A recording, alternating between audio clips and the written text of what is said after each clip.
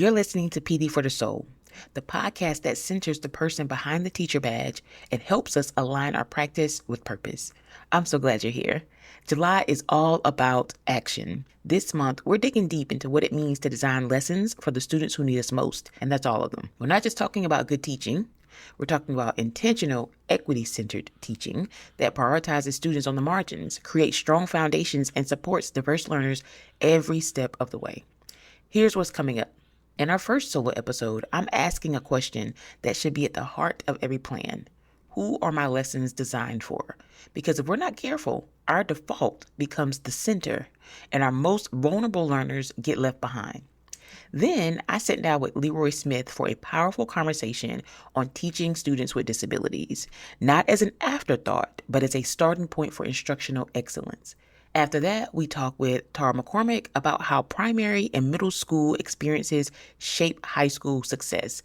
This episode is all about creating a strong foundation early, academically and emotionally, because the reality is, although we're teaching them this year, it's not just our year that matters. And finally, we closed the month with one of the most important conversations of the season, a solo episode titled The Margins Are the Map, where I challenge us to redefine what rigor really means and whose brilliance we're centering in our math classrooms. Each episode this month pairs beautifully with the digital listening companion, which you can grab right now using the link in the show notes. It's filled with reflection prompts, space to capture your takeaways, and planning questions to help you turn insight into implementation. And one more thing. Starting August 1st, my birthday, this podcast will officially become the Make Math Happen podcast. Same soul, same purpose, but with a name that reflects the clarity, urgency, and action this work deserves. Because we're not just here to learn. We're here to make math happen for every single student. So let's get into it. It's time to move with intention, lead with clarity, and teach like it matters, because it does. See you in the show.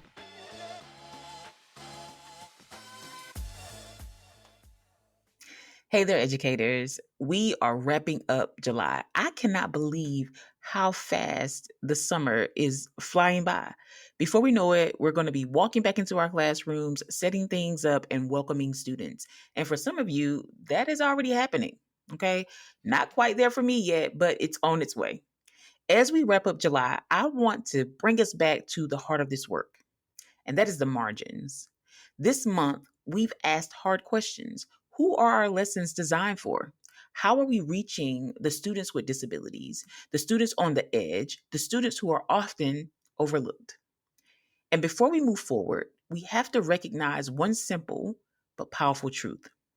The margins are not a detour. They are the map. When you design for the students on the edges, linguistically, behaviorally, academically, you impact everyone within the circle.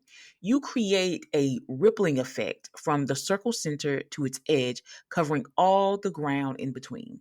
But that kind of impact doesn't happen by accident. It happens by design. In June, we talked about work-life harmony with Carmen D. Brown and the fact that it's not a myth, but a mindset. It's a choice, right? The truth is, balance isn't about equal time. It's about intentional presence. And that is something that I am personally working on every single day. Then we gave ourselves permission to pause, to see rest not as a reward, but as a right, something that we deserve. We talked about building capacity with Raquel Hopkins, and then we redefined what that means. Capacity isn't just about skill, it's about self. It's about knowing your energy, your boundaries, your readiness, and then expanding. Now, why is all of that still relevant in this conversation about margins? Because if you're burnt out, if you're disconnected, or constantly reacting, you can't plan. And if you can't plan, you can't reach. In July, we zoomed back out. We asked, who are my lessons designed for? We spoke with Leroy Smith about every mind, every moment, and what it means to teach Black boys with disabilities with dignity, not deficit. Then we spoke to Tara about bridges to belonging and preparing students for the rigor of high school math, not just with content, but with confidence, because we know how critical it is that students can reason and make sense of. And that's something that we have to emphasize even more at that primary and the beginning of that secondary level.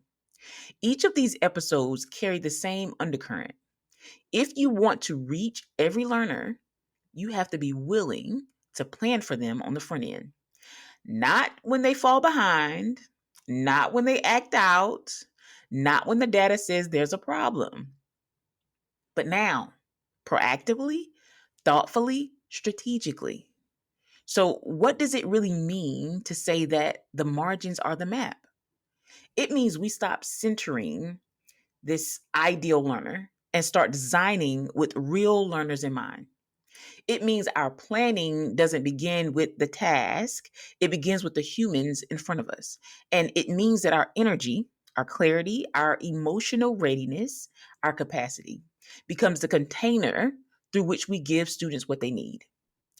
Let me be clear. This is hard work. Teaching is hard work. It means taking more time now so you don't lose time later. We have to invest on the front end. We have to be okay with investing on the front end. It's not going to feel comfortable now, but over time, it will. It means using your calendar to protect your prep time. It means naming your success criteria, pre-thinking the questions, noting the anticipated responses, strategizing your teacher moves. That's how you reach the margins. And that's how you move the whole room. At Hive 2025, I had the honor of sharing two sessions that are near and dear to my heart. One of them was bridging the gap across those domains. And it was breaking down the fact that when we're teaching students things, we have to stop doing so as if those ideas exist in silos or on islands and they're not connected, because we know they are, right? So I took participants through activities where they looked at how did these concepts show up in the sixth grade? How do they further develop in seventh grade so that students could fly in the eighth grade? And if you're an eighth grade teacher listening to this right now and you're thinking to yourself, my students ain't flying. Well, it might be because we need to do a better job vertically, all of us together, of thinking about the fact that it's not just about the year that I teach, it's about all the years. Okay, it's about all of them. The other session was about making thinking visible, using anchor charts as tools to position student thinking in the center of the classroom. This session was special because it allowed us to think about what are those key ideas, the vocabulary, the representations that we want to amplify across this learning progression. How can we use intentional color to help connect ideas? What are the things that we want to highlight that our students are sharing with us? Because we want to let them know your thinking matters here. What you have to add to the conversation matters here. And then how can we leverage that to connect to that academic vocabulary? What both sessions had in common was this: the clarity. When students know where they're going, what success looks like, and what tools they can use to get there, they learn. And not just some of them, all of them. And I know what you may be thinking, or some of you at least. We're always thinking about the students who come to us with unfinished learning. What about the students who come to us ready to go? Yeah, this is for them too. When you're planning for the students on the margin, everybody benefits, all of them. But here's the part that we often miss. The path to that kind of clarity, it starts with students at the margins. It starts with a kid who learns differently, who didn't master the prereqs, who processes slowly, who shuts down when they feel behind. Oftentimes, we jump to affirm the student who gets it immediately, right? Well, most of the time, the other students, they shutting down because he's already answered the question. I don't need to add anything to the conversation because the conversation is over. So when we plan for providing space for all students to have a chance to think, a chance to process, a chance to make sense of, we are benefiting everybody. And we'll dig a little bit deeper about the things that you can do for the students who process really quickly and how to keep those students engaged. We'll dig into that in August. But when you plan for the student, that student, the one who didn't master those prerequisites, right? And you teach them with intention, with clarity and care, you don't just reach them. You make the learning more visible for every single student that's in your classroom. And that was the heartbeat of both guest interviews this month. When I spoke with Leroy, he reminded us that students with learning disabilities, when I spoke with Leroy this month, he reminded us that students with learning differences don't need less, they need specific, more visual, more explicit, more chances to process, engage, and respond. Then when I talked to Tara, she took us back to the foundational years, how primary and middle school experiences, the one where students first decide if they're good at math or not, shape everything that comes later. When we are thinking about student outcomes and student success, we have to look at this from a K-12 lens. And I know that seems broad, it may even seem big, but when every single teacher in every single grade level starts to think about how their year impacts all of those years, man, we're about to shift some things, okay? And if we don't plan with that in mind, we miss some things. Not because we don't care, because we do. If you sign up for teaching with the salary that we get, it is not because, you didn't have anything else to do, right? Most of us care deeply about our student success.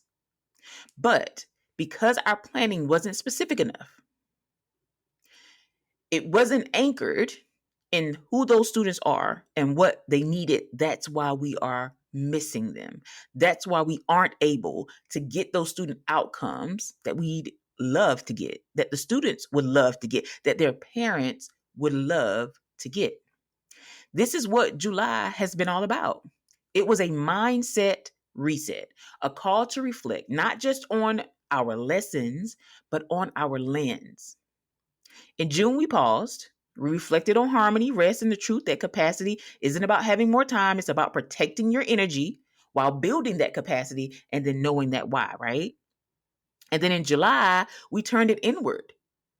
This time toward our biases, our planning habits, and the way we think about who instruction is really for.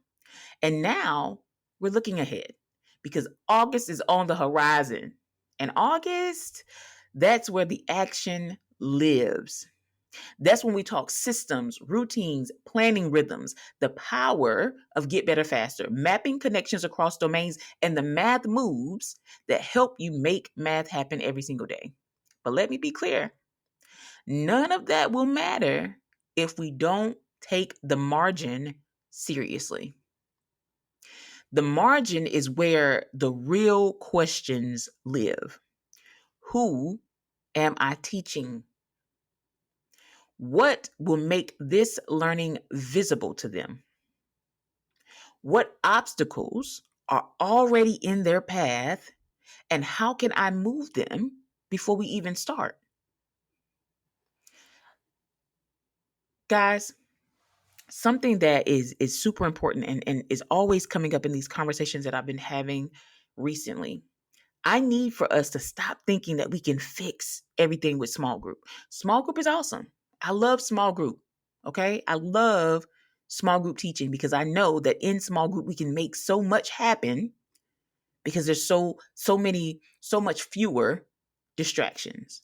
However, small group instruction, right? Something that we're doing during our intervention block or maybe after school or however your day is mapped out is not going to completely fix what you have not planned for in your whole group instruction.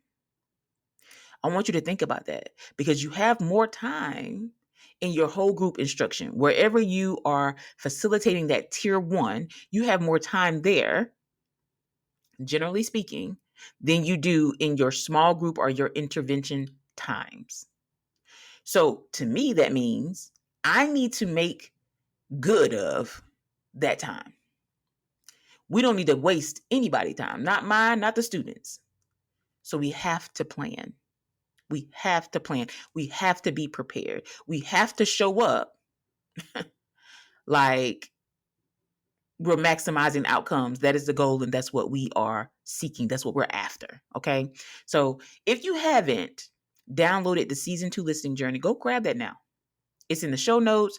Use it to reflect, plan, and refine how you show up this August. Every move you make is a message. And that was a mini note that I had the pleasure of sharing on the final day of Hive.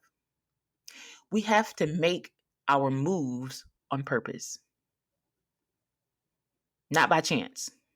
They have to be with intention because our students are watching us, our colleagues are watching us, administration are watching us, the families are watching us, the communities are watching us.